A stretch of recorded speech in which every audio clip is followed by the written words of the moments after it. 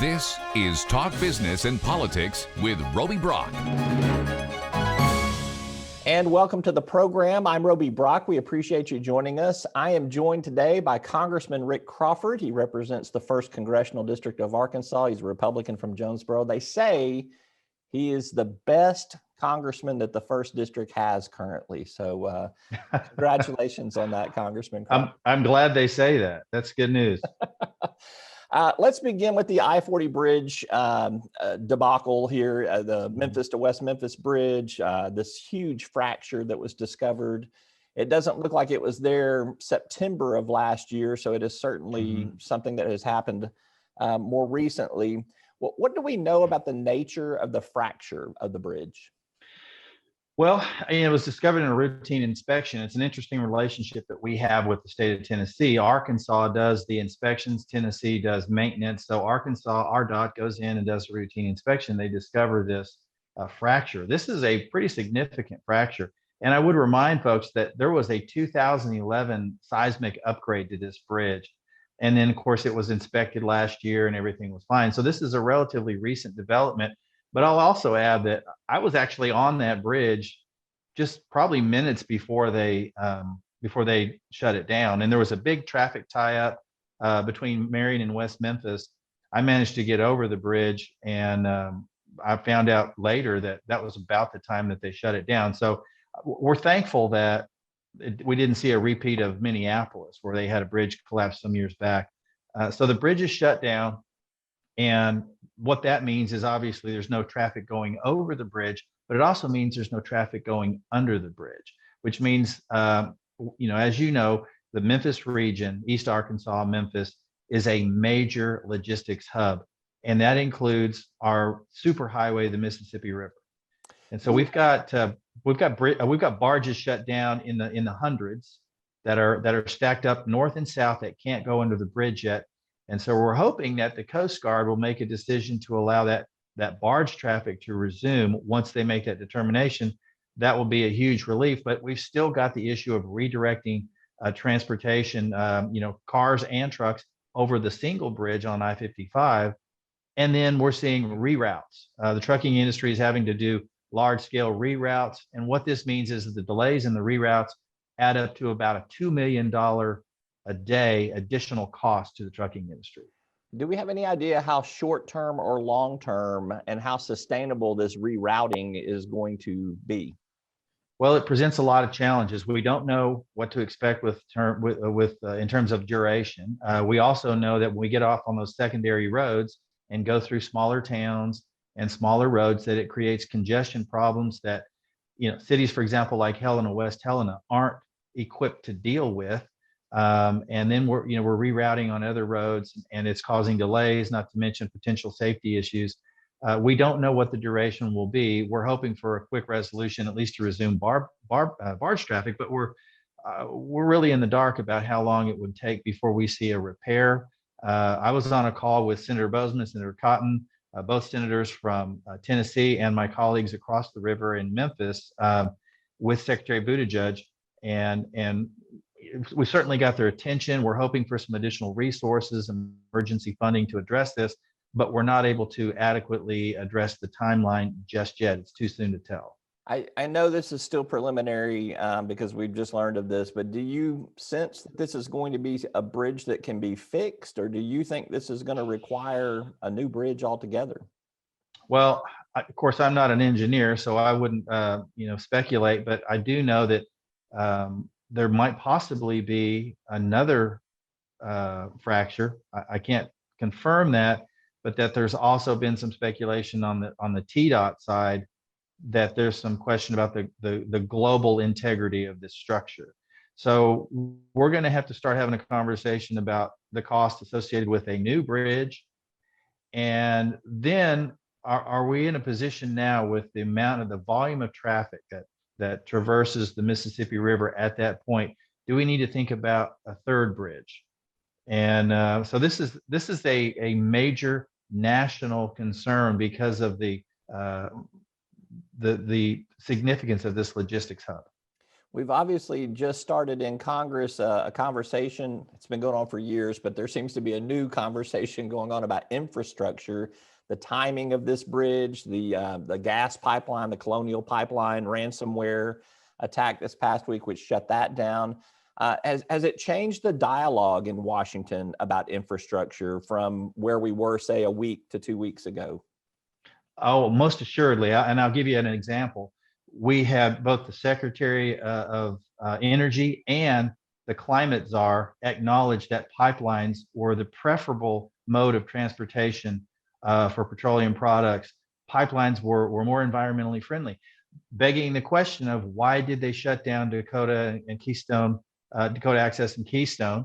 And so that's a question that's going to have to be answered. It also, under this particular issue with the bridge, underscores the need for us to focus in on real infrastructure, that is highways, roads, bridges, waterways, ports, airports, and so on. We really need to be focused on that, because we should, in this country, our economy is #1 economy in the world. We should have really pristine infrastructure. I travel the world in this capacity, and I have found that our infrastructure doesn't compare favorably to countries like South Korea or even Croatia, of all things.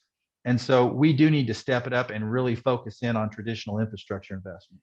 I know how complex congressional debate can be. I understand the whole, there's a lot of partisanship, and that has been going on for plenty of years here as well. But I guess the businessman in me says, why can we not look at the critical needs that we have for infrastructure, assess what the cost is to repair those, and it be a pretty nonpartisan number to come up with? I know I'm asking that question a bit naively, and I'm not naive about it, but there seems to be a really simple way to do something targeted and quickly. Well, that's what I like about you. You're a very pragmatic individual. I wish we had more like you that understood that we can look at this from a dollars and cents standpoint, and we're talking about taxpayer dollars here. So what we want to do is really leverage that in the highest and best use. What can we do to make the most out of taxpayer money? That's what this is. This money doesn't belong to the federal government. We are stewards of taxpayer dollars and need to target that money in the most effective way possible. And I would say that we probably also need to think about, you mentioned being a businessman. I think we need to think about the potential for broadening that to include private sector investment and allow the private sector to really take that pragmatic view, as you suggested. And how can we turn this into something that benefits everyone, and we can recoup those dollars of our investment? You just let me know when I need to come testify to a congressional committee. Give me the odds on whether or not Congress passes an infrastructure bill this year. I think we'll do it. I don't think the House package will pass muster. I think we're going to have a hard time. The Democrats will have a hard time getting that across the floor. The good news is the Senate is teeing up what looks to be a bipartisan effort that we'll probably consider in the House. And so I'm encouraged by that. However, I don't feel good about what I just heard from President Biden suggesting he may go it alone on infrastructure investment, which does not bode well for the country, given the extreme view he has on what constitutes infrastructure. All right, let's take a quick commercial break and come back and talk some real pure politics. Congressman Rick Crawford is our guest. We will be back right after this word from our sponsors. And welcome back to the program. I'm Roby Brock. We're joined by 1st District Congressman Rick Crawford. Congressman, one of the biggest political news stories out of Washington, D.C. this week was the House GOP caucus removing Representative Liz Cheney from its leadership team. You supported that move. Tell me why you supported that move. Well, when you serve in leadership, you really have to sacrifice a lot of your own personal autonomy. And that is to say, a rank and file member can stay and do an awful lot of things because they're individual members. But when your responsibility, and the conference chair, I would remind folks, it is their primary responsibility to not only shape the message, to help deliver the message, and to help members access the media to deliver that message. And in the course of this first few months of this year, that wasn't happening. It just wasn't happening. Now, put all the issues aside. The conference chair, using conference resources, needs to reflect the broad consensus of the conference. That wasn't happening. We had a family meeting about this a few months ago, during which I actually spoke in favor of retaining Liz Cheney because I didn't think it was a good thing to do. And I thought that she got the message that what we wanted as a conference was for her to focus on helping drive our conference message. And there's an awful lot of things we need to talk about this radical Biden agenda, the Pelosi-Schumer agenda in Congress, and how we need to push back on that on behalf of the American people. That was not emanating from her office. And it was not a reflection of what we wanted as a conference. We I thought, sent a pretty strong message to her earlier in the year, and she did not respond. And so therefore I think it was incumbent on us to make a change, to put somebody in there that understood that when you accept the leadership role, you do have to make some personal sacrifice for the team. Obviously, one of her biggest criticisms was that she was critical of former President Donald Trump. Are Trump voters the path to victory for the GOP in 2022? Is that the only way you guys feel like you can take back the House and get control of the Senate?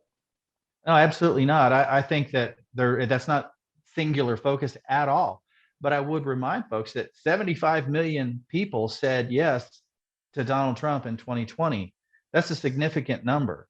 As a party, we've got a lot to consider. There are a lot of things in our favor currently. Number one is the Democrat agenda. And look, when I first ran for Congress, I had to be really careful about trying to split hairs between Democrats and Republicans because my district had been historically Democrat, and there was a delineation I made between political Democrats and cultural Democrats. And the cultural Democrats were historically conservative, and they voted that way because that's the way their daddy did it and their granddaddy did it. And so it was ingrained in them. And we saw a shifting back in 2010. And so now what we're talking about, I'm not trying to be disrespectful, but there's been such a shift to the left that now I think you do have to make the clear line, the clear distinction between what's going on in Washington between Democrats and Republicans. It's clearly different. We clearly have a different worldview and a different vision for the country. That's where we need to be focused on it. And there are a variety of ways we're going to get there, not the least of which will be redistricting. New York is losing a seat in the House. Illinois is losing a seat in the House. California is losing a seat in the House. Texas and Florida are picking those seats up. That will have an impact on the 2020 election as much as anything. But also the Democrats aren't helping themselves at all because they continue to go down this road further and further left that does not reflect the wishes of the American people. All right, I got to ask one more Trump question before we move on to something else here, because this just keeps coming up in conversations that I see on social media and that we see in national as well as state politics. I mean, do you believe the 2020 election was stolen from Donald Trump? Do you think it was a fair election? Do you want to see him on the ballot in 2024, or you think there needs to be a new candidate out there to represent the GOP? Well, I think we're going to make that decision, and people will take a lot of things into consideration. But one of the things I want people to understand too is that there was, and this is the reason I think we have this vote on January 6th. Article 1, Section 4 clearly states the times, places, and manner of holding elections for senators and representatives shall be prescribed in each state by the legislature thereof. In Arizona, among other unconstitutional acts, an Obama-appointed judge unilaterally extended voter registration by 18 days. In Pennsylvania, among other things, the Secretary of State there removed the state legislature's signature mandate. These are things that were unconstitutional, and they were important to note so that they don't happen again. I don't think that we could have changed the outcome, and that wasn't the goal. In fact, I said when I voted, this is, for me, hopefully a wake-up call for the Supreme Court. The Supreme Court didn't wake up, although Clarence Thomas issued a statement of the minority opinion that exactly cites what I talked about. And that was the reason and the motivation for me for voting the way I did. And if those issues are still lingering, those issues still have to be addressed so that we don't have a repeat of what happened in 2020. All right. I feel like I get to ask you this question all the time, but what are your plans for 2022? Will we see Congressman Rick Crawford running for re-election in 2022? Absolutely. I'm running through the tape as I always do. There's an awful lot going on. The first district is it's a great place. I love it. I love representing the citizens of the first district. And if you get the opportunity, Roby, one of these days you ought to just get in the truck with me and drive around. Because if you like to see a variety of scenery and a difference in culture from the southeast part of the state all the way up into the Ozarks, and you can do it all in a day if you drive fast enough. You got to be careful, but there's an awful lot to see and do, and some great people that I have the honor and privilege of representing. As long as I get to ride in the front of the truck and not in the bed of the truck, I may take you up on that offer. You can ride shotgun, and we'll stop and have some barbecue, and I know some good places to get barbecue and catfish. All right, last question for you. You were an early supporter of Governor Tim Griffin for Arkansas governor. I think you sent out an endorsement of him. He's pivoted to the Attorney General's race. Do you have a endorsement that you will be making in the two candidates remaining on the GOP side, Leslie Rutledge or Sarah Huckabee Sanders? Well, you may find this difficult to believe, but I've not had a conversation with either one of them about that. I have had occasion to come across them frequently, as you can imagine, in the political circles that we run in, but we've not had a conversation and sat down and talked about it. But I will say this, that Tim Griffin is a very good friend of mine, and he will be an awesome attorney general at a time when we're going to need one, and he certainly will fit that bill very well. You old congressmen stay joined at the hip all the time. So yeah. All right, he's Congressman Rick Crawford. He represents the 1st District of Arkansas, Republican from Jonesboro. As always, thank you for your time, Congressman. We really appreciate you. You bet. We will be back with more right after this word from our sponsors.